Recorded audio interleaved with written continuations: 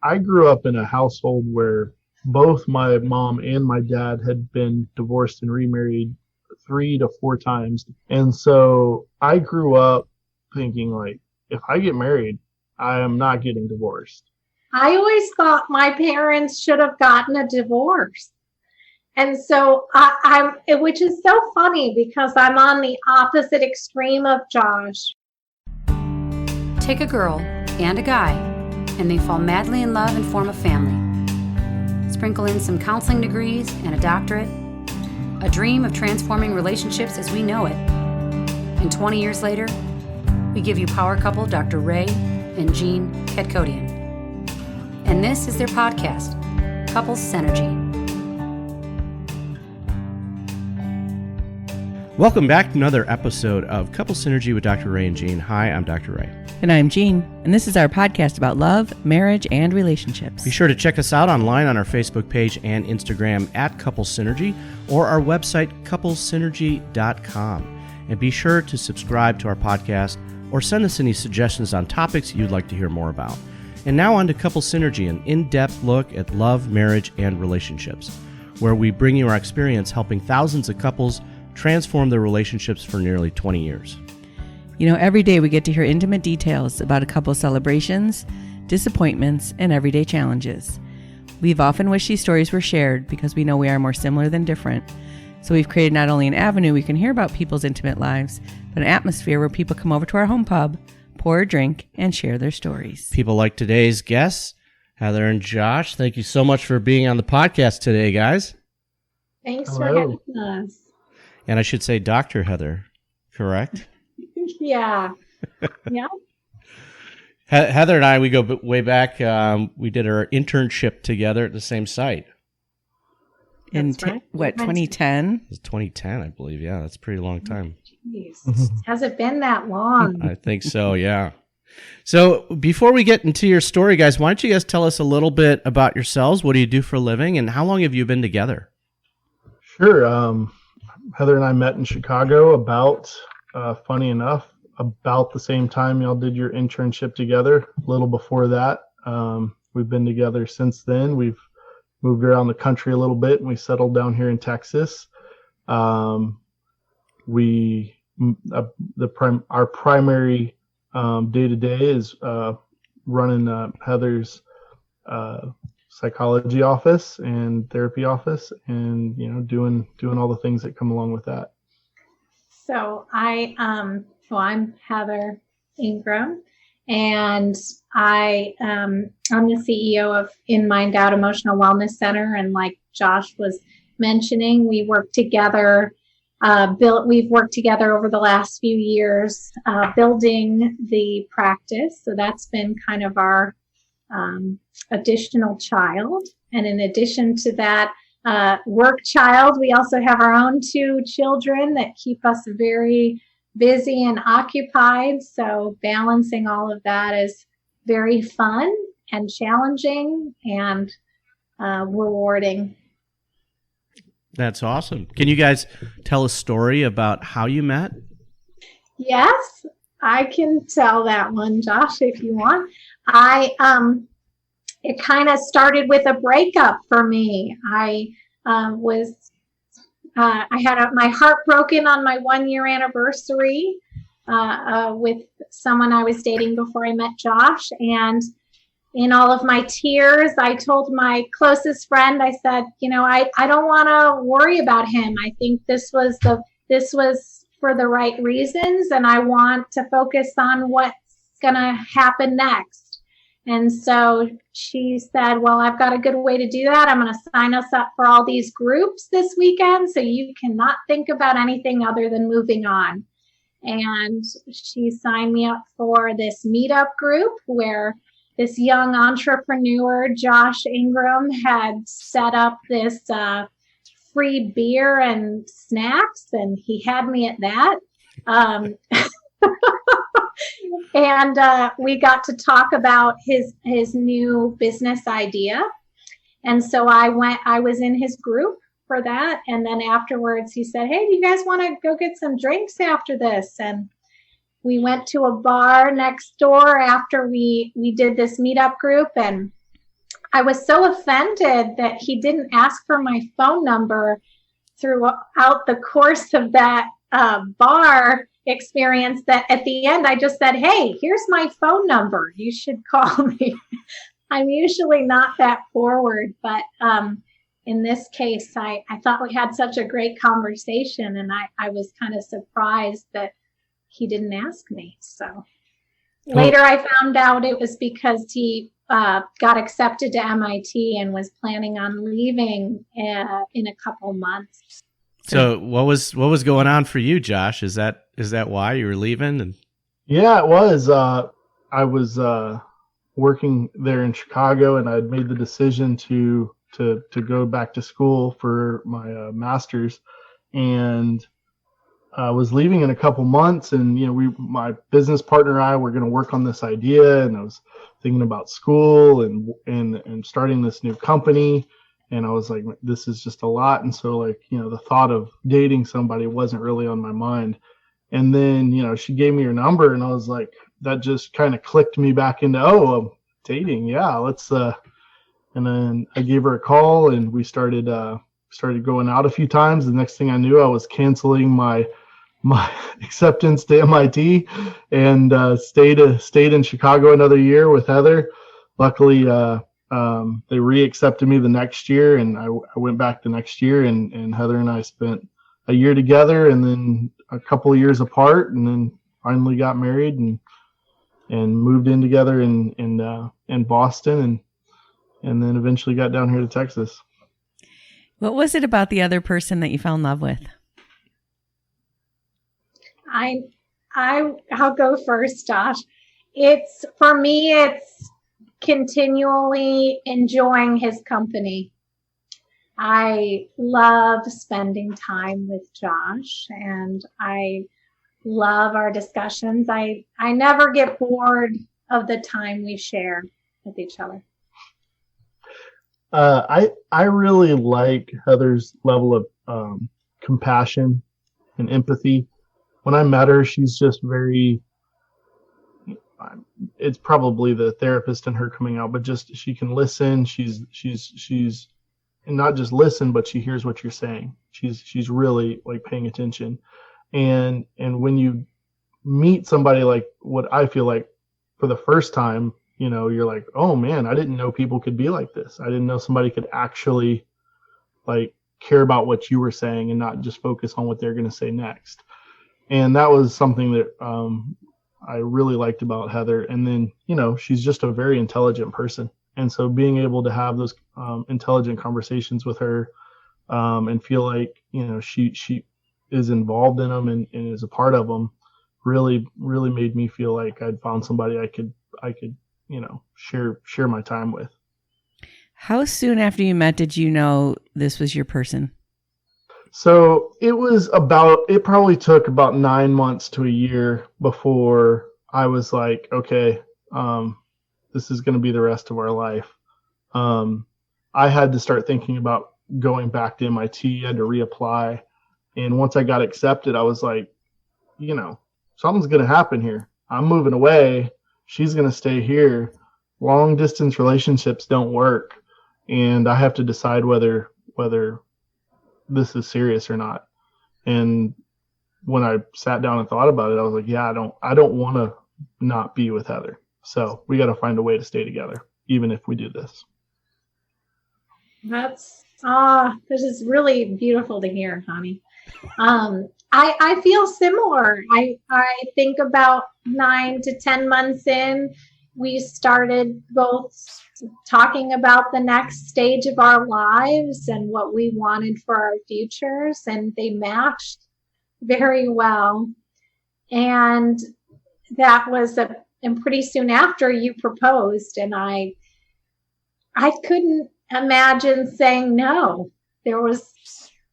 I wanted things to continue, and I try to stay in the moment with things and not think too far ahead.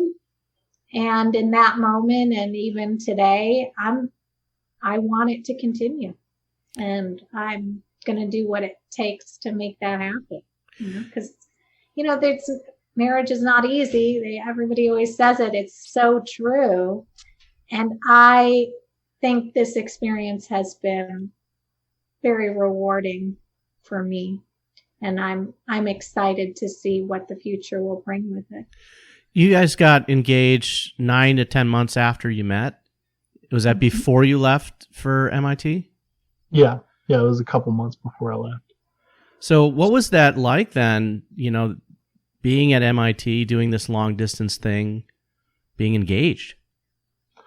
It was fun. Heather was in grad school. I was in grad school. So, we both had a lot to do every day.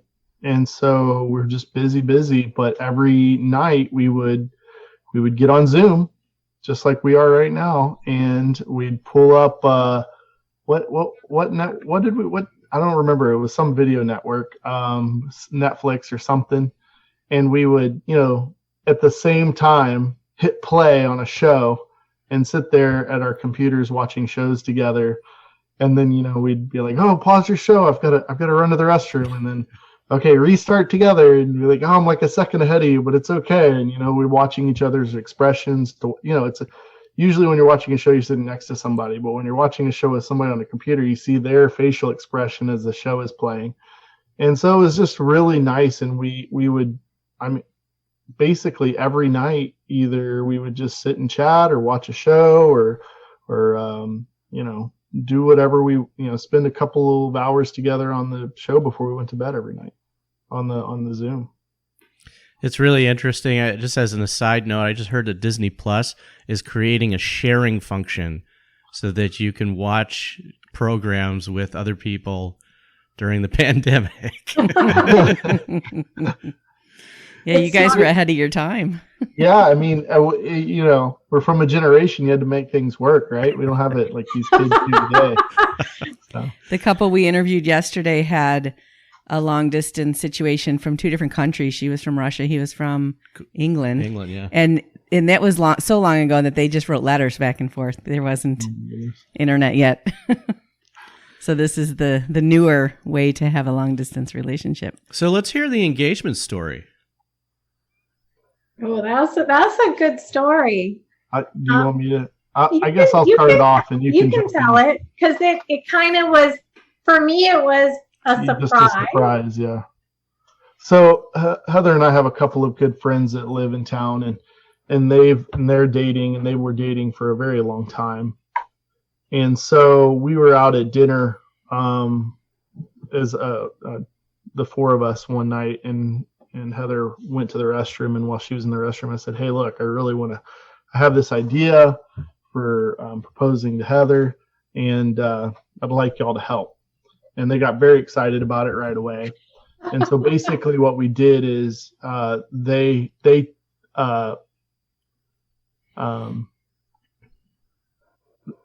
pretended like they were getting engaged.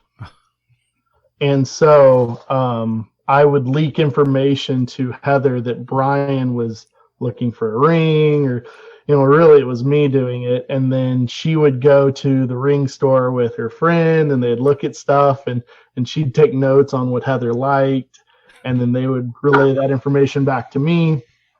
And then we planned a big thing down by the Chicago River one night. And Heather was so excited. She was just glowing because her friends were about to get engaged. And she couldn't even contain herself. And so then we went for a walk along the river, and they were pretending like Brian was about to propose, and then I was like, hey, turn around, and then I was proposing to her. So she was really, I think, not expecting. I don't think she had a clue it was coming until the moment it happened. So, and then our friend Brian is a photographer, so he was ready. He had the camera ready. We got lots of good pictures, and I think it was good. Wow, some cloak and dagger bait and switch stuff going on. That's great. It was really neat, because when Deanna told me her and Brian had decided they're gonna take the next step, it wasn't a surprise at all to me, because they had been together for so long. I was just waiting for it to happen.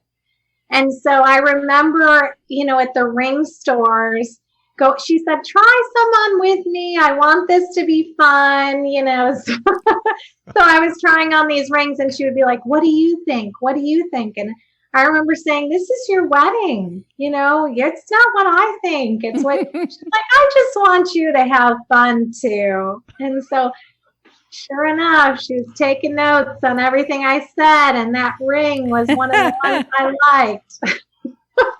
And then they actually got married about a year later too. So, you know, it came full circle and it was kind of nice. That's fun. Yeah. That's a great story.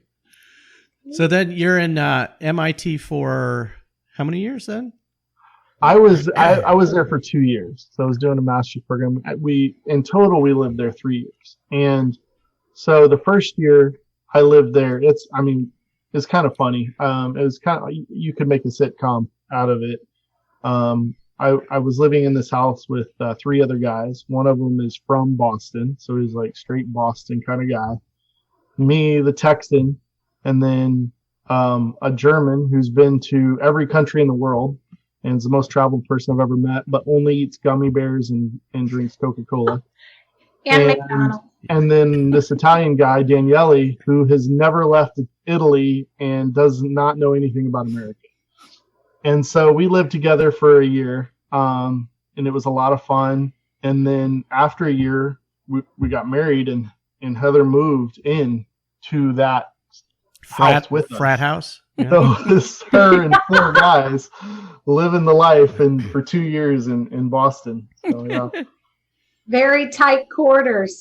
And Heather loved it. I think she loved it. She and Daniele, they'd cook homemade Italian food every night. You know, Christian would tell us stories about going all over the world, and we'd hear crazy stories about Boston and do fun things. It was really fun. I think that was one of my favorite times in our relationship, was living in Boston, Cambridge. Yeah. So we know that, you know, we've been together 23?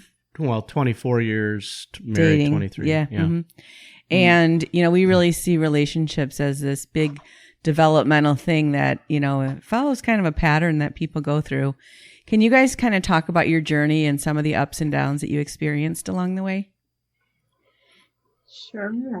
I guess I'll take that one, Josh. I just keep going back to that phrase when people say marriage isn't easy. It's not.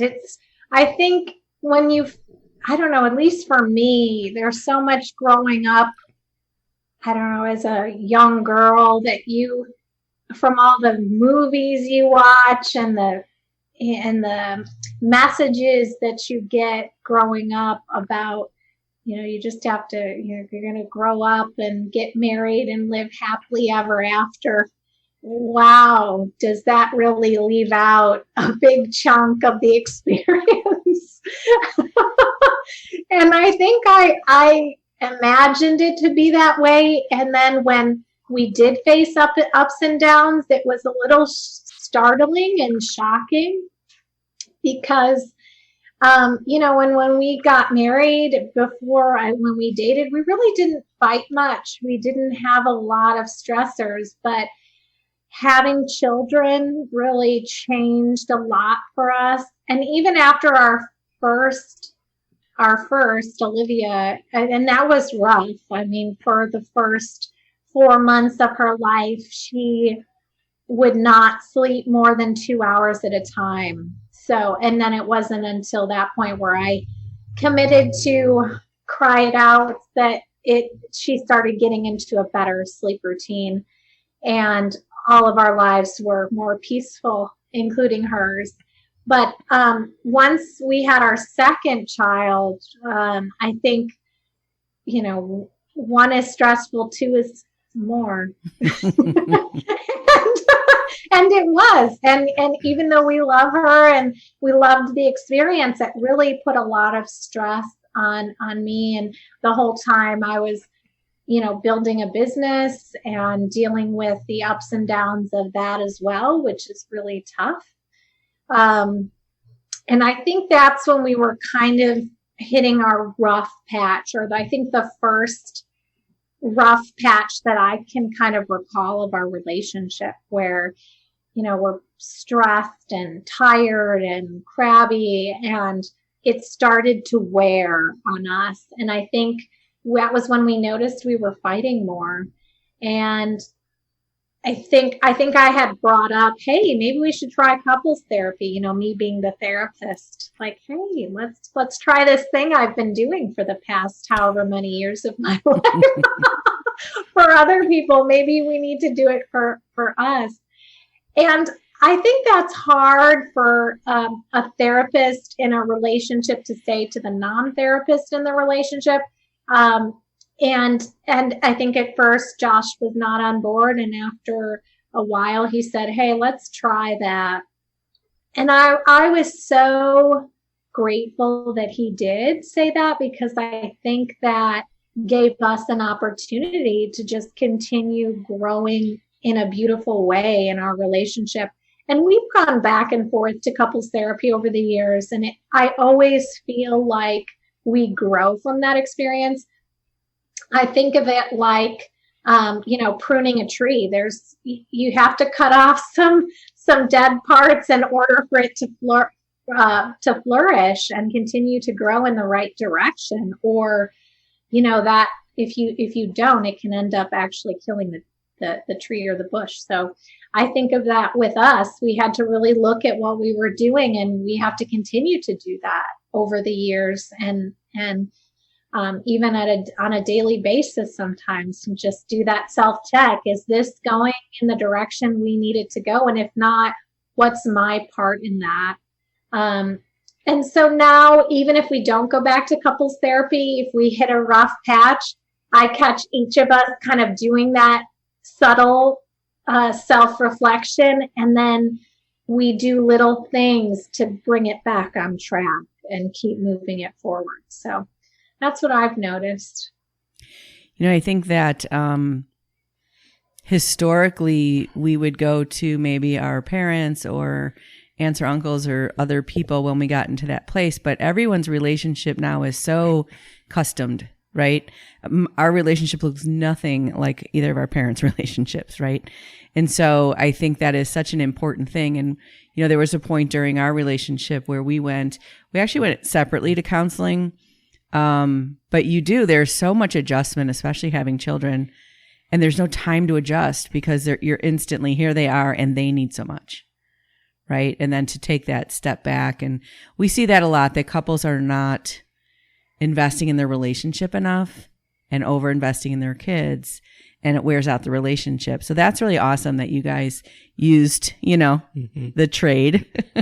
Plus, the challenges are very different nowadays than in the past. I mean, you think about 50 years ago, the roles were pretty static. And now, husbands and wives, men and women, parents are trying to really adapt to this ever-changing world, which is changing very quickly, and now, the challenges that are facing us are challenges that our parents never had to face at all. I mean, just take social media alone. That alone, causes a lot of dysfunction and disconnection in relationships and distraction as well. So, we thoroughly promote couples seeking that outside help. We always say that even Olympic athletes have coaches. They're the best athletes in the world, but they still need that outside perspective, to get better at their craft. So 90 to 95% of the couples that we see, it's initiated by the wife. So Josh, what was that like for you when, things were kind of getting tough and she's like, "Hey, what do you think about doing this?" Yeah, well, I mean, for me, kind of like what you're bringing up, like typically you'd go to your parents. I grew up in a household where both my mom and my dad had been divorced and remarried 3 to 4 times, depending on, 1, 3, 1, 4.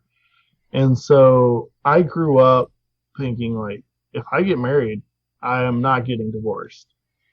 And, if you're going to take that line, then the minute things aren't going right, you better figure out how to fix it. And so I think when Heather did come to me and said, "Hey, I was like, yeah, we gotta do something, because, I don't want to end. this because we can't get along. We got to figure out how to make it work. And so going to therapy, even though it might be a difficult choice to make, to admit that, you need help, it's, I think it's the right choice to make if you care about your relationship and you really want to make it work. You've got to be a big enough person to go for it versus just saying, no, I'm not going to do anything. It's not my fault or something like that. So, if you want to grow, you want to learn, you want to become a better person, you're going to have to take steps to do that. And that's how I looked at it. That's awesome. And one thing Josh just said there, if you want to grow, you're going to do it. That's something that attracted me to Josh. And that's something, even as a business owner, that's my number one thing that I look for in all my staff is having a growth mindset is what I call it. Just having that perpetual willingness to learn and grow. And I think that just professionally, that puts you in the best possible place.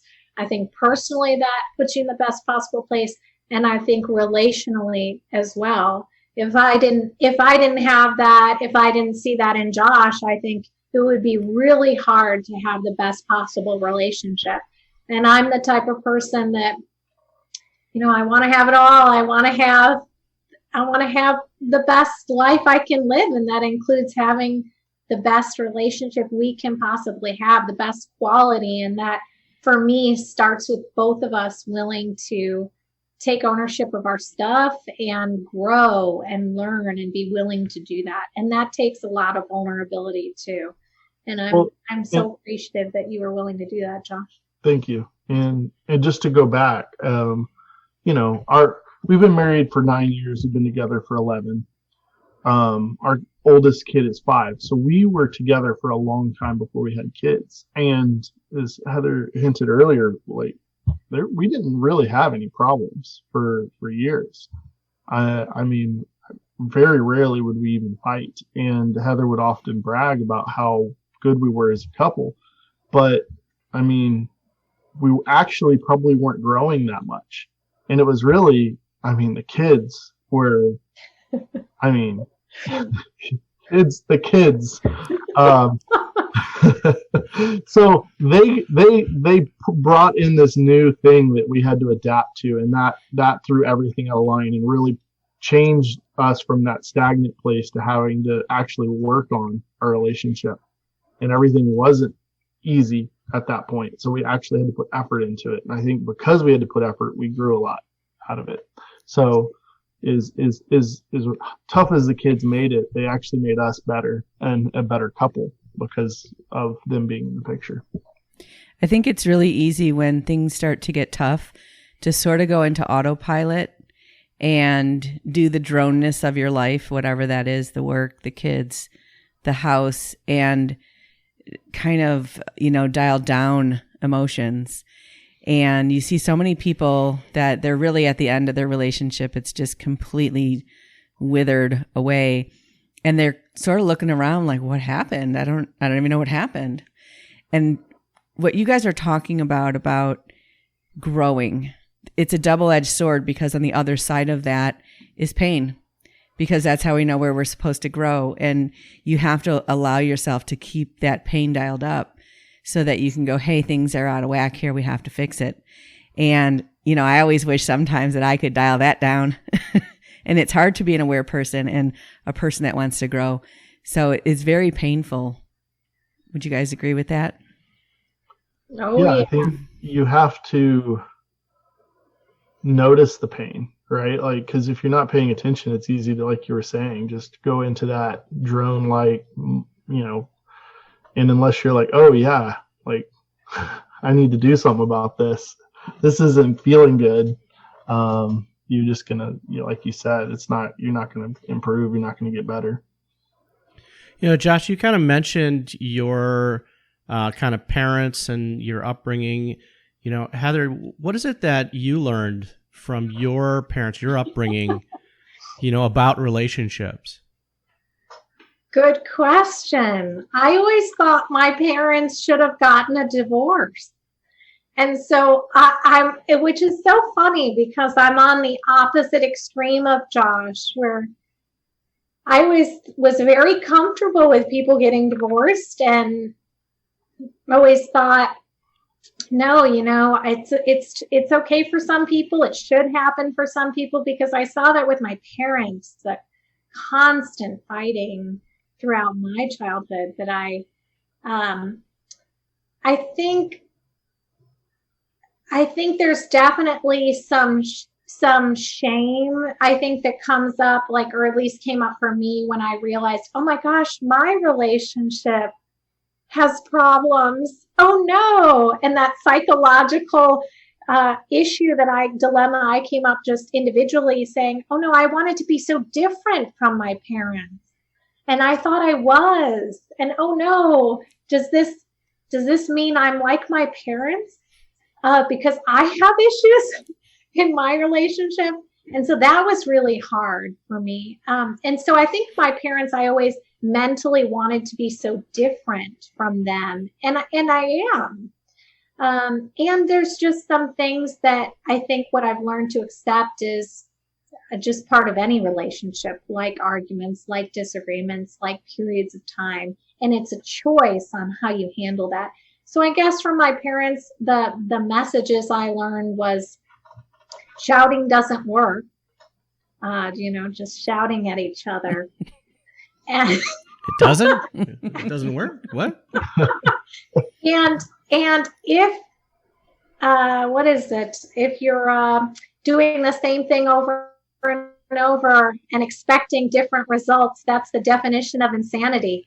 So that's where I think for me it was okay for me to say, no, I'm going to do something different than my parents did, which was not continue to just hit a wall in the relationship, but actually look for outside help to do something different.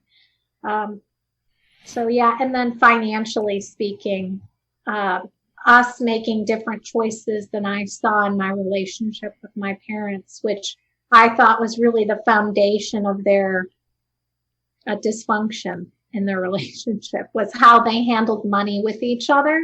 So I learned based on what I saw, what to do different. Yeah, we see that as well, that all relationships are formed from the parent-child relationship, which is our first relationship. And that's probably why we marry someone who we didn't grow up with, that has the exact same dynamics. And then they'll start to pull.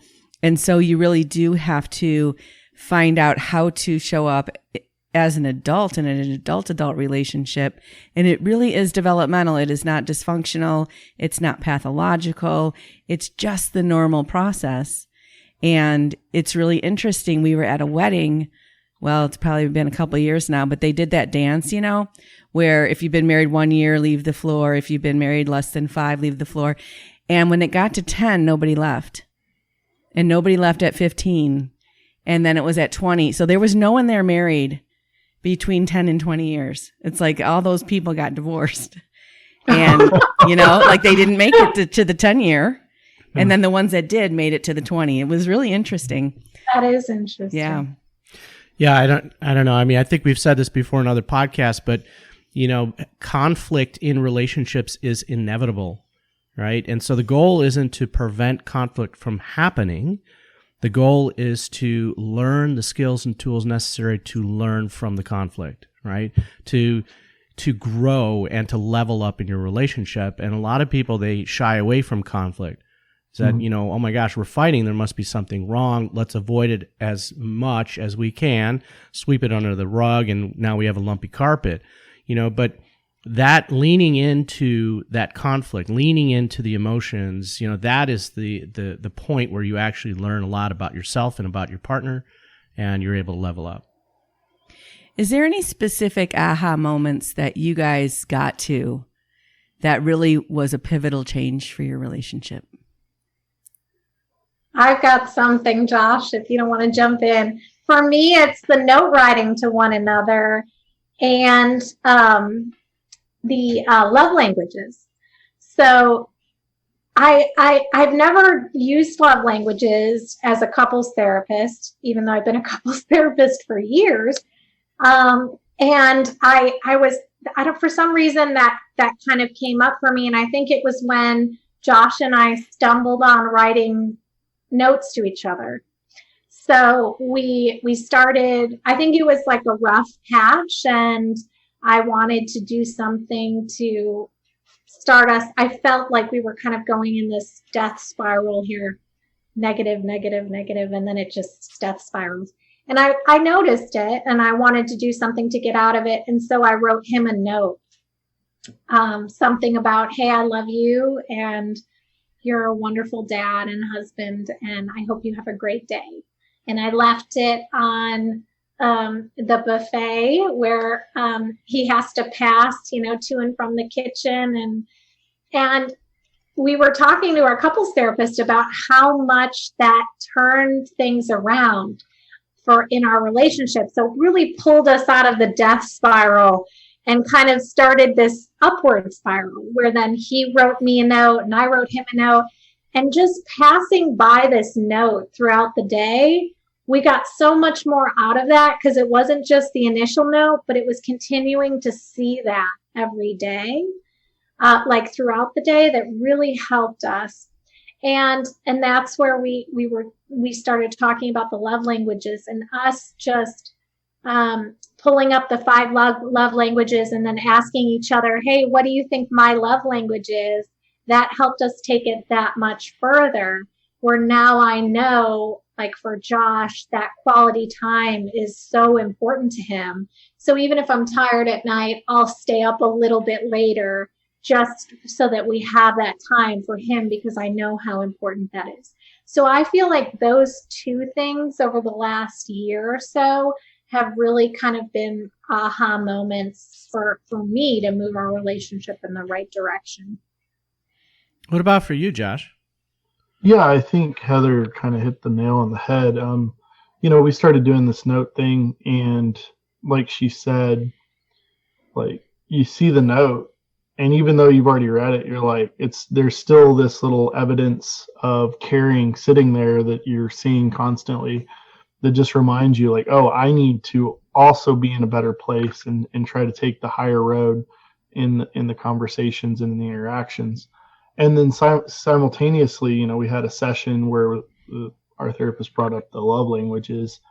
And at first I was like, this sounds stupid. I don't want to do some goofy talking or something. I didn't know what it was. And I kind of dismissed it. But then once it was actually presented and I understood, I was like, oh, you know what? Yeah, this is actually going to be helpful because it's clear that we're missing each other on we've got these subtle communication techniques that the other one's not grasping. And by bringing those to the forefront and saying like, hey, like when I say certain things to you, those are things of, affection or endearment, not put downs, So I think, we're passing each other because we're so angry. And so that spiraling up in understanding each other and the reactions that we're each having and the way we're interacting with each other, there's a lot of positivity there, but we're so quick to try to notice the negative and we're missing all the positives that were there. So, once we got that spiral kind of turned around, started coming up, even when, it made a huge difference. And we got to a point where we were in a better place. And, the kids will come home and throw a big fit and it'll all spiral back down. But we were able to get it back up a lot quicker. And so now when something goes wrong, we get in a bad spot, somebody's in a bad mood, had a bad day, we're able to come back out of it a lot quicker than we were. And I think that goes back to what you were saying, Ray, about, it's like you have to learn and you have to, if you're not embracing that, you're not learning how to have those conflicts so that you can end up in a good place and you end up in a bad place.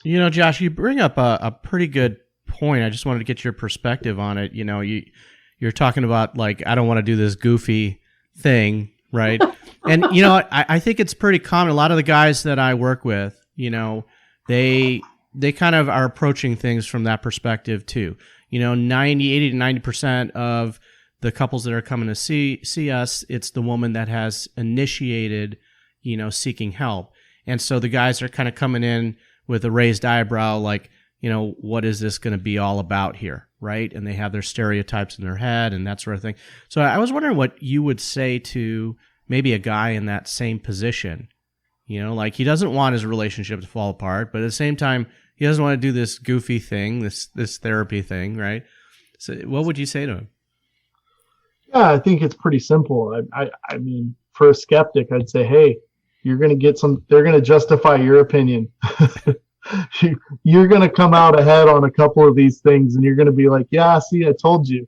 And that'll get you in the door, right? But then once you get there, like, it's not like, hey, let's all pull out a box of tissues and sit in a circle and cry. It's like you're addressing your real, the thing that's bothering you. It's like something's eating away at you and it's making you angry and you're taking it out on your partner, but they have no idea. So it's like, if you could just put it out on the table, we can all say, hey, this is upsetting me. And your partner goes, oh, crap, I had no idea that was the thing, and now you can talk about it and say why it upsets you or not say why it upsets you and get to the point where, y'all are on the same page. It's not, and I think from a guy's perspective, like, I mean, especially I was like, I don't want to sit around and do some goofy, crying circle thing. It just doesn't seem, from a guy's perspective, it's not what but when you realize, and I think men are like, and maybe it's a stereotype, but it's like, let's solve the problem. I mean, that's what therapy does. You want to solve a problem, go to therapy. That's going to solve your problem. So, there's this concept that the way our brains are designed, we are designed to seek out negativity so much faster than positiveness, because you have to respond to a threat much quicker than, a pretty flower. And when it comes to emotions, it's the same concept as a physical threat emotionally. And we get stuck in our heads in that negative, seeing all the problems and all the negativity and feeling like everything is dark, everything is that way. And to have that little note, which, is a little hit of not only dopamine, but also, the oxytocin, that is the bonding thing, because it's from your bonded partner. And that you're absolutely right that is going to start a new trajectory, because even what it does in your brain, where it just lightens your brain up a little when it's so heavy with that negativity. So that's really awesome that you guys found that. It's a really common thing that we see. And just for all you Texans out there, this was coming from a Texan too. We have a big following in Texas right now, so it's It's true. So I don't know if you can comment, Josh, about did you guys see a female therapist to doing the couples? Therapist, yeah. Was that ever an issue for you? Kind of, right off the bat, walking into the room, you're outnumbered gender-wise. So I don't know if that was ever an issue for you or a feeling that you might have had about that.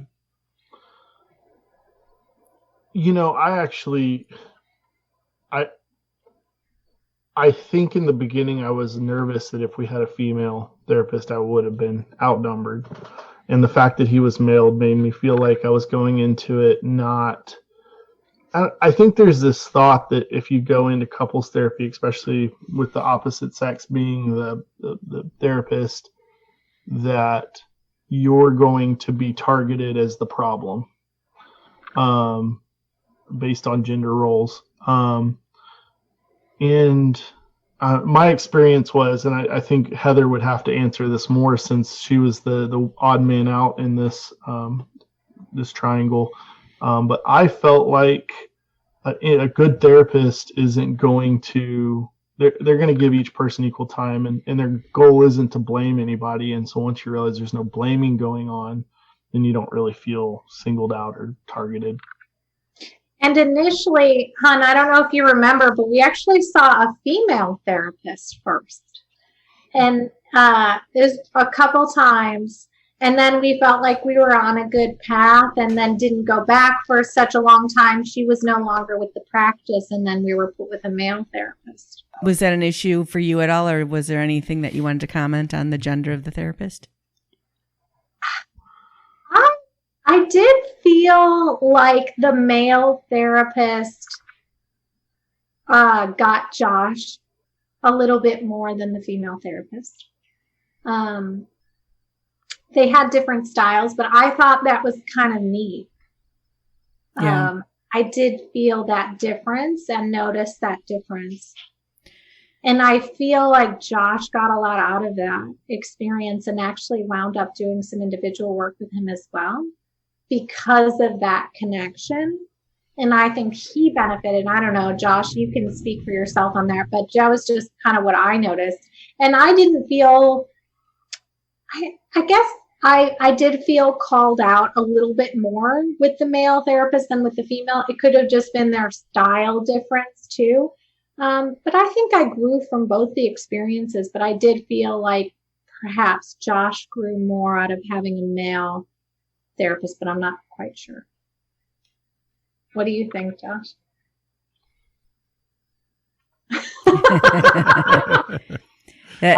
He doesn't remember the female therapist. we have made significant progress, Yeah. so it worked. You know, that's one of the reasons we created Couple Synergy program and work as a couple with couples because of that bias. And I think you're absolutely right. If the therapist is really skilled and able to not become biased, which is a really human trait, right? Then, you know, I think there can be some good therapy. But if you're in a therapeutic environment and you do feel like your therapist has sided with either one of you, that's death to a relationship and actually can cause more harm than good. So that's awesome that you guys had that experience. Yeah, I think it's very important, you know, that, you know, Heather, you kind of pointed that out just so that people out there are aware of it, you know, because they might be feeling something, but they don't know what that is. They might attribute it to themselves, and they're not taking into consideration that maybe it's just not a good fit, you know, with a therapist. So trust yourself, really, really, you know, kind of delve deep, and, you know, it should feel like there's a good connection, right? And that both of you guys as a couple should feel that connection equally. So where are you guys at now? I mean, you guys work together, you guys are raising kids together, you know, and, you know, how do you guys navigate things now in your relationship, you know, between business and pleasure?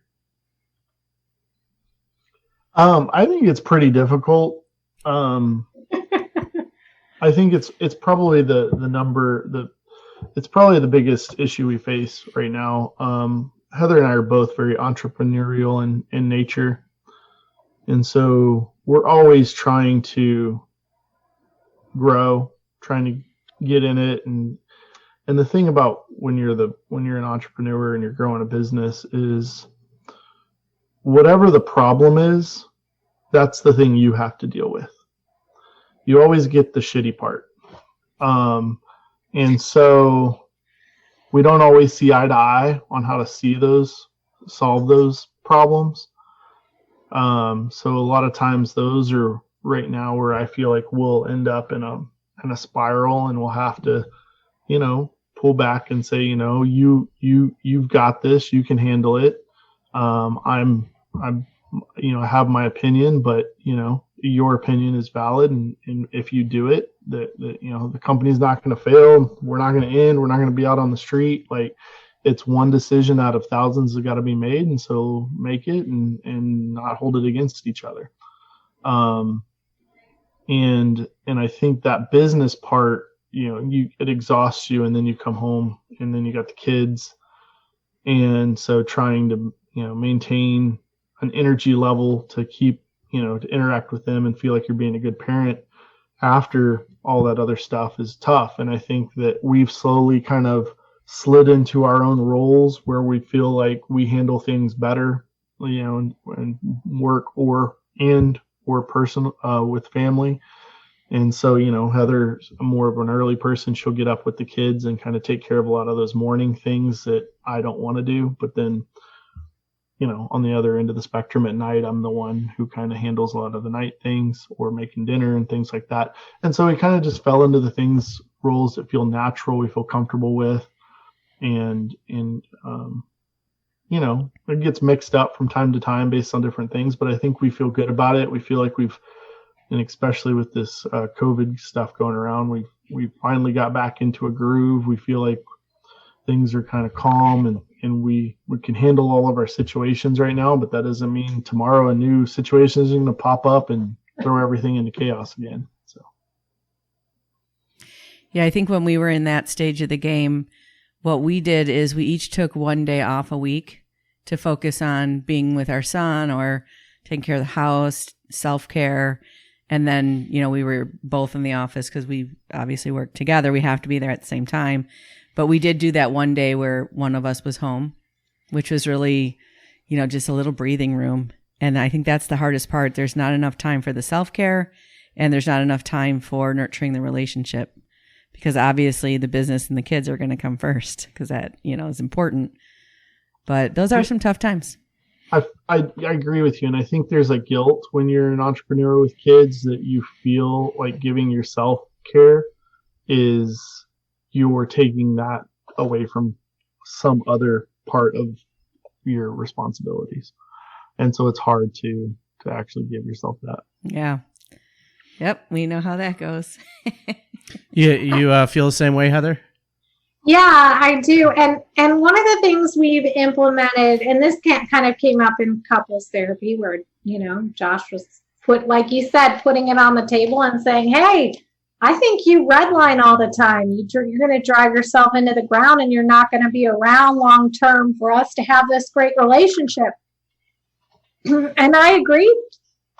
And one of the compromises we came up with was Friday afternoons, that I take off, he takes off, and we spend together when the kids are in daycare. That's awesome. And that's our time to try to connect, especially with COVID when babysitters disappeared. And, then the weekend you're just with the kids all the time and there's no time and that was really hard for me because of letting go of the business time. For me as the entrepreneur being in charge, I want to be the hardest worker in the room, but that's not sustainable to everything else in my life. So I had to. And not necessarily a good role model. Yeah, exactly. I had to learn how to adapt to taking off a little bit. Yeah, and that's worked well, I think. And I think it probably made your bottom line higher. Like you're making more money when you have more balance than if you're redlining all the time. Yeah, it's very true. Your entire staff, everybody notices, you know, and so everybody's more stressed, everybody's more on edge.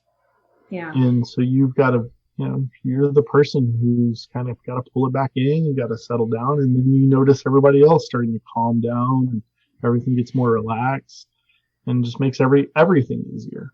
But it's hard to do because there are real challenges that have to be solved, and they're not easy, and they can really stress you out.